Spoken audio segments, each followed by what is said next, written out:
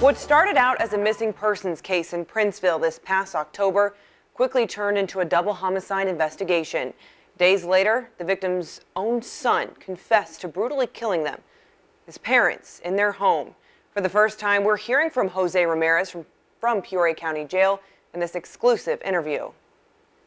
What would make a man kill his own parents? A question crossing many people's mind on October 30th, 2018. Early that morning, the Peoria County Sheriff's Office asking the public, when was the last time you saw Susan Brelde Ramirez and Antonio Ramirez Barone? The Princeville couple both worked at Bradley University. They were seen publicly 4 days before that. Their son, Jose Ramirez, made the call that their family home was broken into.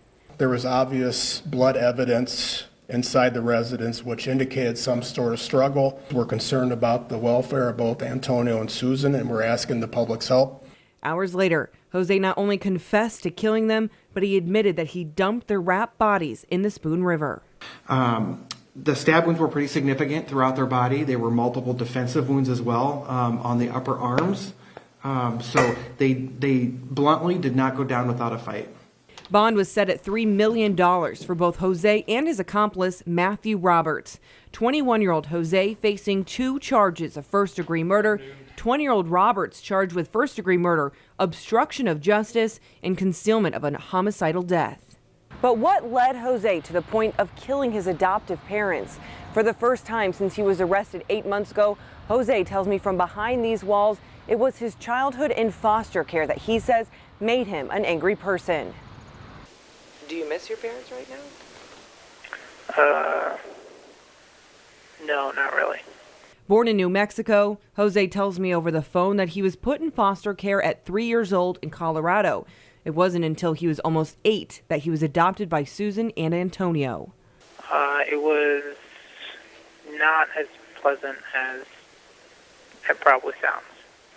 I mean, I had a lot of anger issues to begin with, so I didn't really make friends that easily at school. Do you think your anger issues came from being in foster care? Yeah.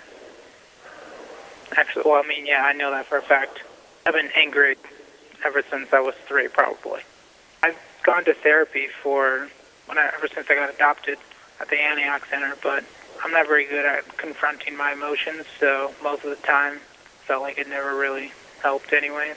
Jose says with 2 parents working at Bradley, he felt a lot of pressure in school and says he has dyslexia. He says he felt he could never make his mom proud. None whatsoever.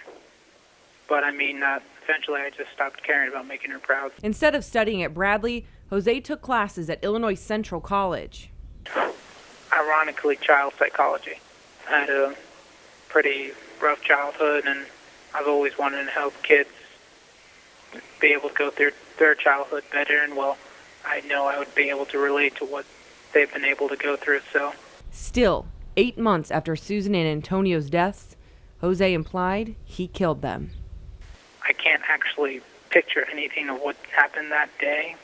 Even like in the morning, I feel like that whole entire day was not really necessarily a dream, but just like my whole entire memory, I can't remember.